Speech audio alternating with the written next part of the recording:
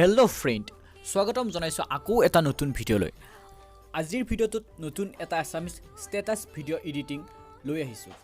আপোনালোকে যদি ষ্টেটাছ ভিডিঅ'টো ভাল পালে আৰু এনেকুৱা ধৰণৰ ষ্টেটাছ ভিডিঅ' বনাব বিচাৰে, ভিডিঅ'টো অকণো স্কিপ নকৰাকৈ শেষলৈকে চাই থাকিব। লগতে আপুনি যদি আমাৰ চেনেলটোত প্ৰথম আহিছে, তেন্তে আমাৰ চেনেলটো ছাবস্ক্ৰাইব কৰি বেল আইকনটো প্ৰেছ কৰি ৰাখিব, যাতে আমি আপলোড কৰা প্ৰতিটো ভিডিঅ'ৰ ন'টিফিকেশ্যন সকলোতকৈ আগতে আপোনাৰ মোবাইলত যায়। তেন্তে বলক পলম নকৰি আমি আজিৰ ভিডিঅ'টো আৰম্ভ কৰোঁ।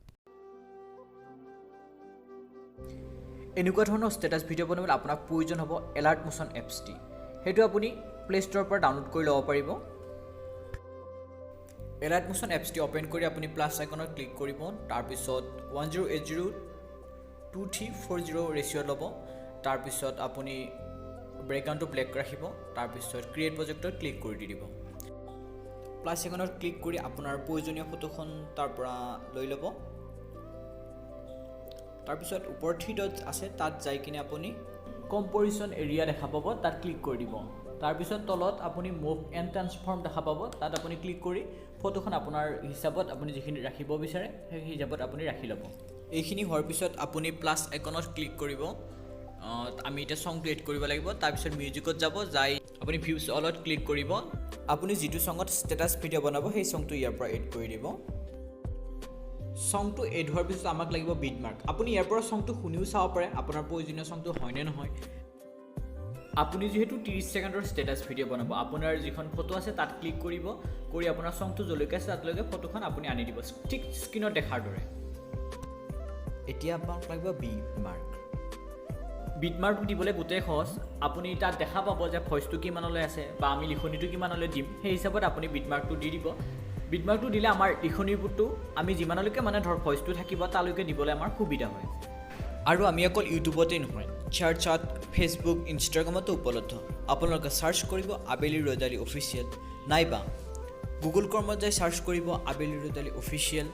তাৰপিছত আমাৰ প্ৰফাইলটো দেখিবলৈ পাব আৰু আমাক অনুসৰণ কৰিবলৈ তাত ক্লিক কৰিব, আৰু ধুনীয়া ধুনীয়া মিমছ পাবলৈ আমাক ফ'ল' কৰিব, লাইক কৰিব। ঠিক স্ক্ৰীণৰ দেখুওৱাৰ দৰে আপোনালোকে বিট মাৰ্কখিনি দি ল'ব। আপোনালোকে প্ৰিভিত দেখুওৱা পাইছিলে যে আমাৰ ফটোখন এটা ইফেক্ট দিয়া আছিল, তেতিয়া আপোনালোকে ফটোখনত ইফেক্ট দিবলৈ এড ইফেক্টত যাব লাগিব, মুভ এণ্ড ট্ৰান্সপৰ্ট যাব লাগিব। যিটো 4 নম্বৰ ইফেক্ট আছে সেইটো তাৰ পৰা আপোনালোকে ষ্টেণ্ডাৰ্ড ছেটিং কৰি লৈ ল'ব। তাৰপিছত আপোনাক এঞ্জেল যিমান আছে, এঞ্জেলটো আপোনাক দিব লাগিব 9.5। আপোনালোকে স্ক্ৰীণত দেখুওৱাৰ দৰে 9.5 কৰি ল'ব। তাৰপিছত আছে ফ্ৰিকুৱেঞ্চি। ফ্ৰিকুৱেঞ্চিটো আমাক লাগিব 0.42। 0.42 কৰি তাৰপিছত আছে মেগনিটিউড। মেগনিটিউড আমাক লাগিব 11। মেগনিটিউড হোৱাৰ পিছত আমাক লাগিব চাইন। চাইনটো আপোনালোকে দেখা পাব তাত 0.12 কৰি দিব, ঠিক স্ক্ৰীণত দেখুওৱাৰ দৰে। তেতিয়া আমাৰ ইফেক্টটো সম্পূৰ্ণ হ'ব। আৰু আপোনালোকে আমাক ডাইৰেক্ট ফ'ল' কৰিবৰ কাৰণে ডেছক্ৰিপশ্যনত লিংক আছে, তাৰ পৰা আমাক ডাইৰেক্ট ফ'ল' কৰিব পাৰিব। এতিয়া আমাক লাগিব লিৰিক্স। লিৰিক্সখিনি লিখিবৰ বাবে আপোনালোকে ফাৰ্ষ্ট টেক্সটত ক্লিক কৰিব। তাৰপিছত প্ৰথম লাইনটো আমাৰ কি আছিল শুনি ল'ব।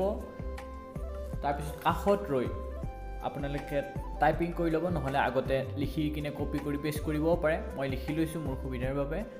কাষত ৰৈ তাৰপিছত ক্লিক কৰি আপোনালোকে চাইজটো 40 মান কৰি ৰাখিব। মই 40 ৰাখি দিছোঁ। কাষত কালাৰ আছে, আপুনি কালাৰটো তাৰ পৰা চেঞ্জ কৰি দিব পাৰিব, আপোনালোকে যেনেকুৱা ধৰণৰ কালাৰ দিয়ে। তাৰপিছত তাৰ কাষতে ফণ্ট আছে, আপোনালোকে ফণ্টটো যেনেকুৱা ধৰণৰ আপোনাৰ পচন্দ হয় সেনেকুৱা হিচাপত দিব পাৰিব। কিন্তু দেখুওৱাৰ দৰে বৰ্ডাৰ এণ্ড শ্বেডো আছে, তাত আপোনালোকে তলত যাই ক্লিক কৰি শ্বেডোটো এলাউ কৰি দি দিব। আমি যিহেতু আগতীয়াকৈ বিট মাৰ্ক দি থৈ দিয়া আছে, বিট মাৰ্কৰ চিনলৈকে লিৰিক্সটো আনি ল'ম। এতিয়া আমাৰ প্ৰয়োজন হ'ব ফণ্টত ইফেক্ট।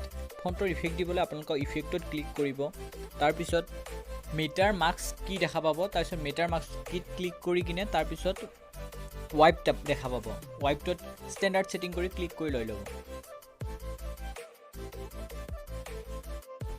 অ'পেন হোৱাৰ পিছত ষ্টাৰ্টত একো দিব নালাগে, আমি তাৰ তলত আছে এণ্ড। এণ্ডত ঠিক সোঁমাজত আমি কি এটা দি ল'ম, প্লাছ আইকন তাতে দেখাই পাব আপুনি। প্লাছ আইকনত ক্লিক কৰি সোঁমাজত এণ্ড আমি 100 ৰাখিম, আৰু প্ৰথমত এটা প্লাছ দি কিনে আমি 0 ৰাখি দি দিম। 0 হোৱাৰ পিছত আমাক লাগিব এঞ্জেল। এঞ্জেলটো দিব লাগিব 355.5। স্ক্ৰীনত দেখুৱাৰ দৰে আপোনালোকে বাকীখিনি মিলাই ল'ব আৰু তাৰ তলত আছে ফাৰ্ডাৰটো আপোনালোকে 20 ৰাখিব বা 20.5 ৰাখিলেও কোনো কথা নাই আৰু স্ক্ৰীনত যেনেদৰে দেখুওৱা আছে আপোনালোকে তেনেদৰে কৰি ল'ব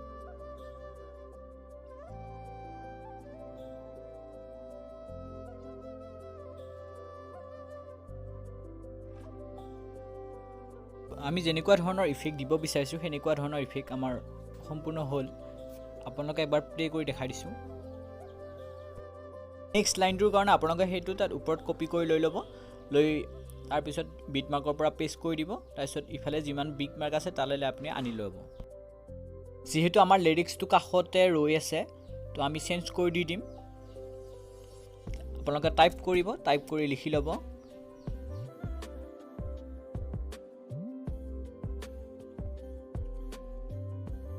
লিখা হোৱাৰ পিছত আপোনালোকে লাইনটো মিলাই ল'ব স্ক্ৰীনত দেখুওৱাৰ দৰে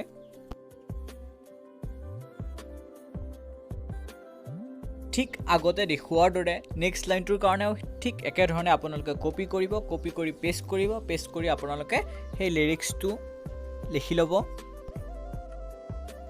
এনেদৰে আমাৰ লিৰিক্সখিনি লিখা হোৱাৰ পিছত এবাৰ দেখুৱাম ইউটিউব চেনেলৰ লগতো কেনেদৰে ইউজ কৰিব ইউটিউব চেনেলৰ লগতো ইউজ কৰিবলৈ হ'লে আপুনি প্লাছ আইকনত আকৌ ক্লিক কৰিব তাৰপিছত আপোনাৰ য'ত লগতো আছে সেই ফাইলটো অপেন কৰিব তাৰ পৰা আপোনাৰ লগতো লৈ ল'ব